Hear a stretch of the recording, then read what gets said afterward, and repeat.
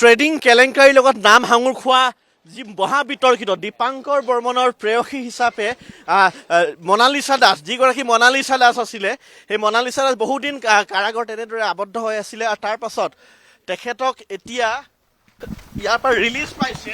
তেখেতৰ প্ৰথম প্ৰতিক্ৰিয়া আমি জানিবলৈ চেষ্টা কৰিম। প্ৰথম প্ৰতিক্ৰিয়া যদি তেখেতে কোনোবাই কিবা আপোনাক প্ৰতাৰণা কৰিছে, ঠগিছে নেকি? বাইদেউ ক'ব পাৰে আপুনি, বাইদেউ ধুনীয়াকৈ কিবা এটা কৈ দিয়া মোক, মানে ভিক্টিম। আমিতো দুখীয়া মানুহ, আমিতো ফচৰ নিচিনা হৈছে, ফচই হৈছে। কামেই কৰিছিল না এমপ্লয়ী হিচাপত, সেইটোৱে আৰু। এতিয়া আমি দুখীয়া, আমি চবেতো মা বাপেকে ল'ৰা ছোৱালী ভালটো বিচাৰে। সেইটো টকা পইচা ৰাখাৰ যি মনালিছা কিবা ক'ব নেকি আপুনি? কিবা ক'ব? মনালিছা বাইদেউ কি ক'ব কওকচোন আপুনি গোটেই কথাখিনি।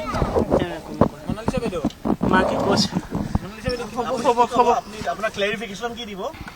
মনালিছা বাইদেউ ক'ব লগা আছে নেকি? হ'ব আৰু মনালিছা বাইদেউ আপুনি কি ক'ব?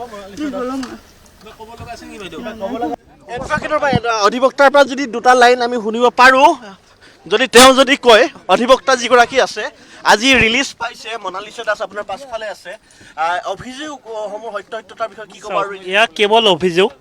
প্ৰাথমিক পৰ্যায়ত মহামান্য আদালতে তেওঁক ৰিলিজ দিছে বেইলত কিছুমান কণ্ডিশ্যনত, আৰু পুনৰ উক্ত গোচৰটো চলি থাকিব CBI কোৰ্টত। আৰু তেতিয়া মনালিছা দাসৰ হৈ আমি যুক্তি প্ৰদৰ্শন কৰিম, আৰু তেতিয়া মই ভাবোঁ মহামান্য আদালতে মনালিছা দাসক একুইটেল ঘোষণা কৰিব। এতিয়া কেৱল ক্ষণিক সময়ৰ কাৰণে তেখেতক কিছুমান কণ্ডিশ্যনত, কিছুমান চৰ্তত মহামান্য আদালতে তেখেতক বেইলত। পৰিয়ালৰ লোকেও দীপাংকৰ বৰ্মনৰ বিৰুদ্ধে কিবা এজাহাৰ দিয়া কথা কৈছিলে। মাকে ইতিমধ্যে মনালিছা দাস যে ভিক্টিম হৈছে আৰু দীপাংকৰ বৰ্মনৰ ওপৰত তেওঁ ইতিমধ্যে গোচৰ ৰুজু কৰিছে লতাচিলা। আৰু এটা প্ৰশ্ন আছে মনালিছা দাসৰ ওপৰত, আজি অভিযোগৰ ওপৰত আপুনি কি ক'ব? আপোনাৰ বিৰুদ্ধে যিসমূহ অভিযোগ আহিছে,